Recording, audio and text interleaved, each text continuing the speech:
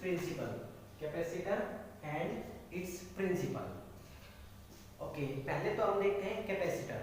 क्या होता है कैपेसिटर? कैपेसिटर होता है एक अरेंजमेंट। किस चीज का अरेंजमेंट? एक ऐसा अरेंजमेंट जो ज्यादा से ज्यादा चार्जेस को स्टोर कर सके।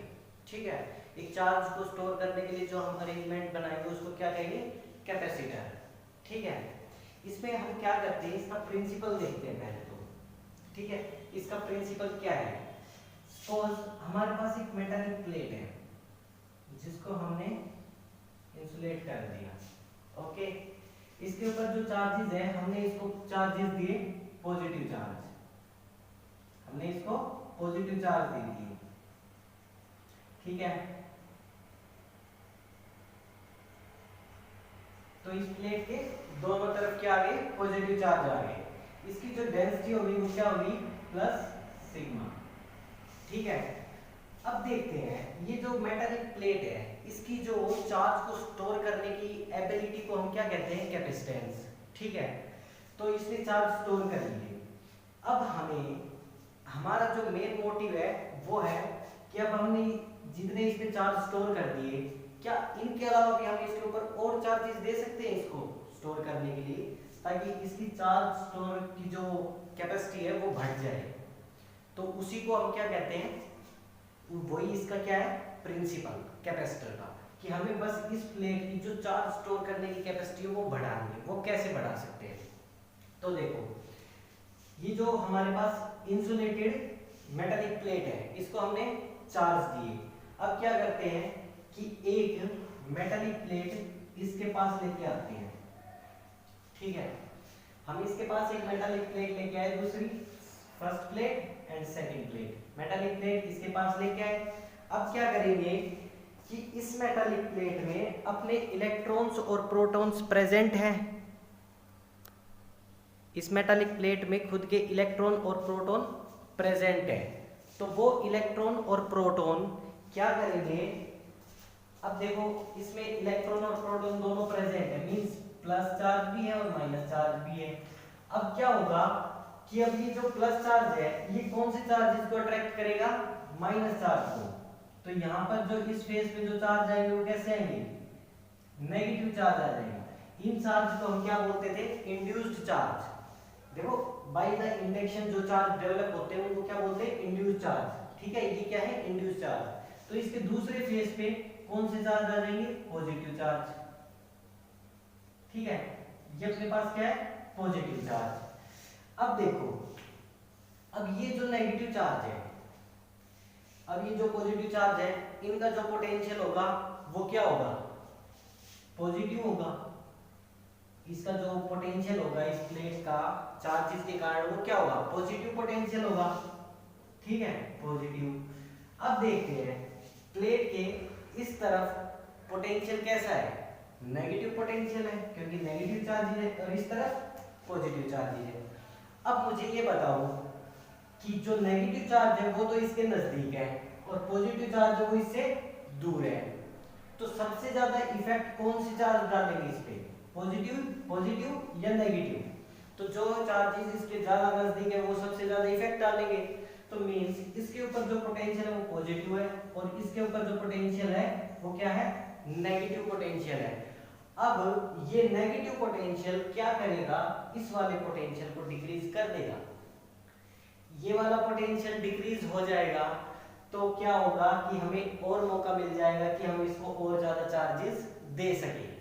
ठीक है, तो हमारे पास क्या आ जाएगा कि और ज्यादा चार्जेस हम दे सके। ठीक है, हमारे पास फिर क्या करते हैं कि हम ये वाली जो प्लेट है इसके पॉजिटिव चार्ज हमें हटाने हैं। तो इसके लिए हम क्या करेंगे कि इस वाली प्लेट को मैं अर्थ कर देता हूं। ठीक है, देखो अर्थ का मतलब यहाँ जो पोटेंशियल है वो क्या है? जीरो। ठीक है, और potential higher to lower flow करता है।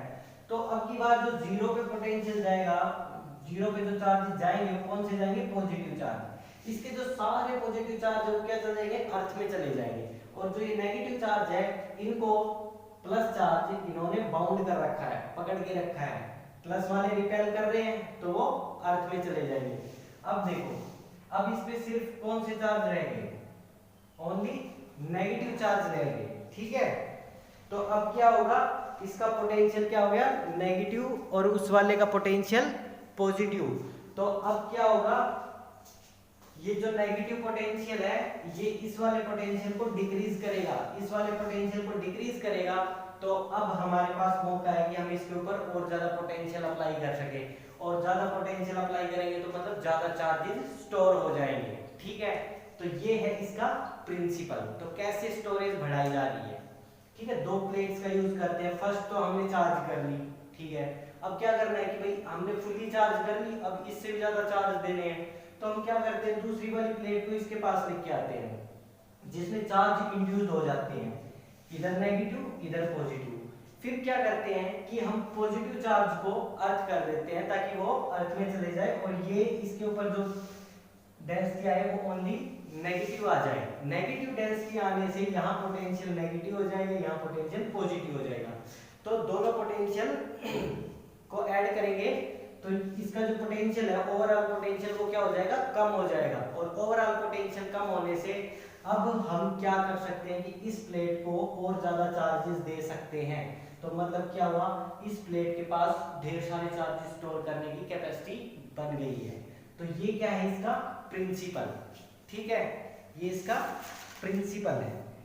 अब देखो कैपेसिटेंस, कैपेसिटर अपने पास जो कैपेसिटर है उसको सिंबॉलिकली कैसे रिप्रेजेंट करते हैं हम, सिंबॉलिकली ऐसे रिप्रेजेंट करते हैं कैपेसिटर को, ठीक है। ये कैपेसिटर जो हमारे देखो घर में यूज करते हैं, फैन में, कूलर में, इलेक्ट्रिक मोटर में, ठीक है, वाटर पंप में, जहां भी ये यूज करते हैं, ठीक है। तो ये क्या होते हैं, कैपेसिटर होते हैं। देखो कैपेसिटर का मेन मोटिव क्या होता है, कैपेसिटर का मेन मोटिव होता है कि ये ना ज्यादा से ज्यादा चार्जेस को स्टोर कर ले, ताकि जो स्टार्टिंग में कोई भी मशीन चलती है, कोई भी मोटर चलती है, फैन चलता है, तो स्टार्टिंग में इनको ज्यादा से ज्यादा इलेक्ट्रिसिटी की जरूरत होती है। तो वो कौन प्रोवाइड करता है, कैपेसिटर प्रोवाइड करता है, क्योंकि इसके अंदर चार्जेस स्टोर रहते हैं ढेर सारे, ठीक है। तो ये अपने चार्जेस को देके उसको स्टार्ट करता है, ठीक है। ओके, ये इसकी सिंबॉलिकल रिप्रेजेंटेशन है, ठीक है। अब हम स्टार्ट करते हैं पैरेलल प्लेट कैपेसिटर।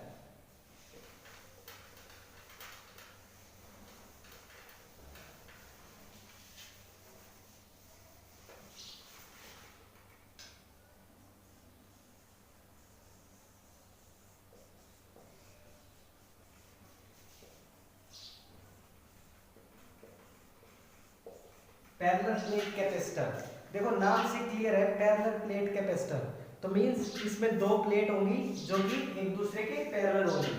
तो पहली प्लेट हमने अज्यूम कर ली जो इंसुलेटेड है, ठीक है, इसका किसी से कोई कांटेक्ट नहीं है, ठीक है। और दूसरी प्लेट इधर है। अब क्या करते हैं इसमें वही, इस पे जो चार्जेस है वो क्या है, पॉजिटिव चार्जेस है,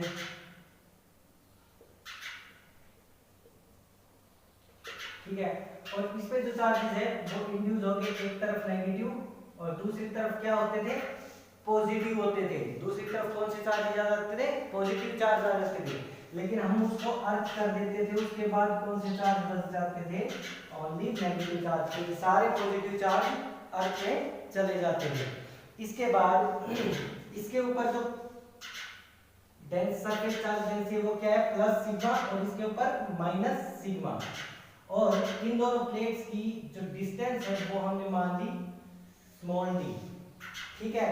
और ये जो प्लेट्स है, प्लेट इनका जो एरिया है वो हमने मान लिया ए, एरिया ऑफ प्लेट, वो क्या मान लिया ए, और बीच की डिस्टेंस स्मॉल डी।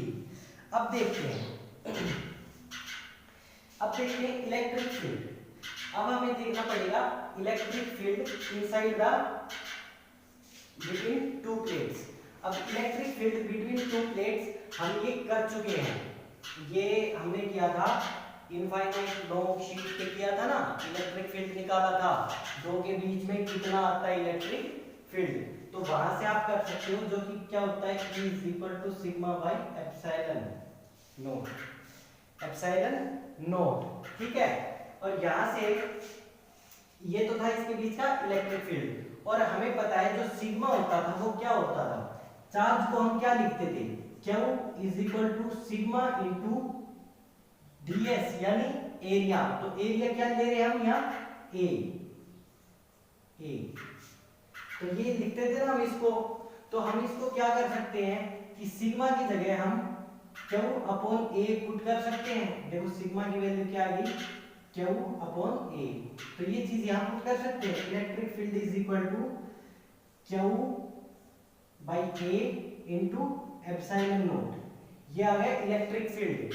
अब देखो हमें निकालना है इसका कैपेसिटेंस, और कैपेसिटेंस निकालना है तो हमने क्या पढ़ा था कि जो Q है total charge is equal to C into V, ठीक है, ये हम पढ़ चुके हैं C इंटू V। तो यहां से हमें C की वैल्यू निकालनी है कैपेसिटेंस, तो Q बाई V, तो इसके लिए हमें क्या चाहिएगा, पोटेंशियल चाहिएगा, पर हमारे पास है क्या, इलेक्ट्रिक फील्ड है। तो जरा याद करो हमारे पास एक फॉर्मूला था relation between potential and electric field, वो क्या था कि potential is equal to E dot E into R, E into R means R थी डिस्टेंस, और यहाँ डिस्टेंस क्या है D, E इंटू D, ठीक है, तो V is equal to E into D।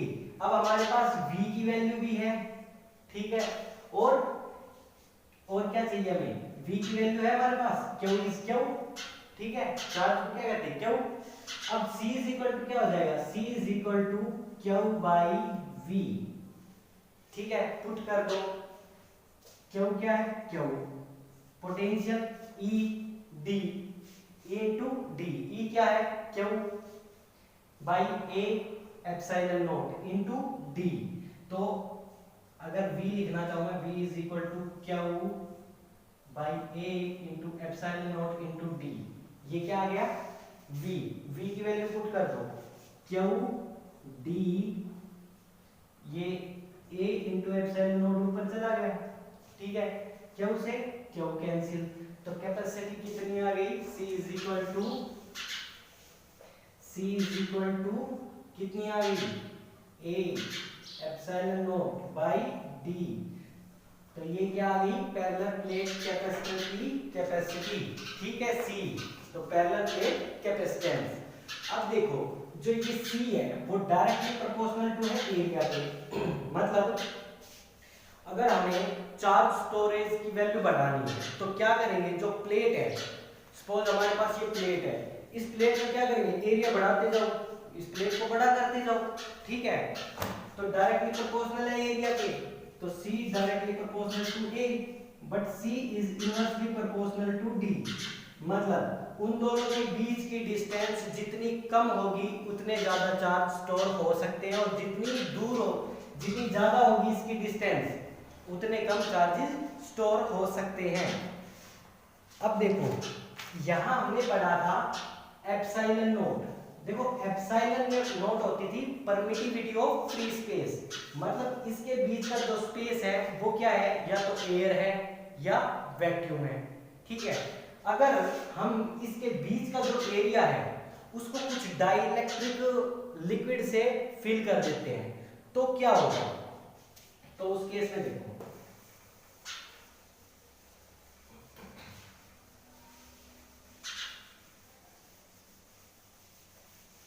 जब भी डाइलेक्ट्रिक से फिल्ड कर देंगे हम, तो जो रिलेटिव परमिटिविटी, देखो हमने पढ़ा है ना रिलेटिव परमिटिविटी क्या होती है, रिलेटिव परमिटिविटी, तो relative permittivity means epsilon R is equal to K. ये जो हम जो मीडियम लेंगे, जो उन दोनों प्लेटों के बीच में डाल देंगे, कोई भी मीडियम, डाइलेक्ट्रिक लिक्विड डाल दिया, कोई भी कुछ भी, तो उसकी जो रिलेटिव परमिटिविटी मींस उसकी जो परमिटिविटी है वो इन कंपेयर ऑफ वैक्यूम, उसको क्या बोलते हैं, रिलेटिव परमिटिविटी, ठीक है, रिलेटिव परमिटिविटी। अच्छा अब ये जो के है इसका डाइलेक्ट्रिक कांस्टेंट, जो किसके होता है, इसके रिलेटिव परमिटिविटी के इक्वल होता है। ठीक है, अब देखो इसके बाद हम करेंगे, अब हम निकालेंगे कैपेसिटेंस।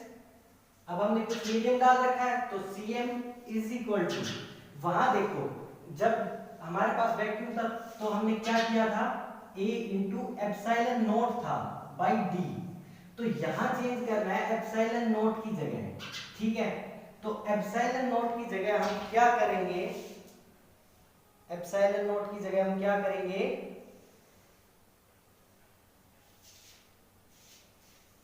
सॉरी देखो जब भी कोई मीडियम है, सपोज Cm निकालना है, तो कोई मीडियम है तो उसकी जो परमिटिविटी होगी उसको हम एप्सिलॉन मान लेते हैं।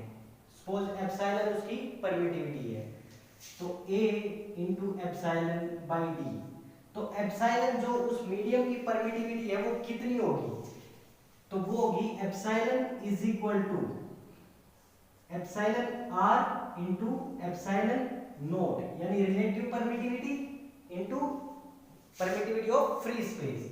तो रिलेटिव परमिटिविटी क्या होती है, epsilon R, permittivity in the medium to the permittivity in vacuum, तो ये क्या होती है रिलेटिव परमिटिविटी।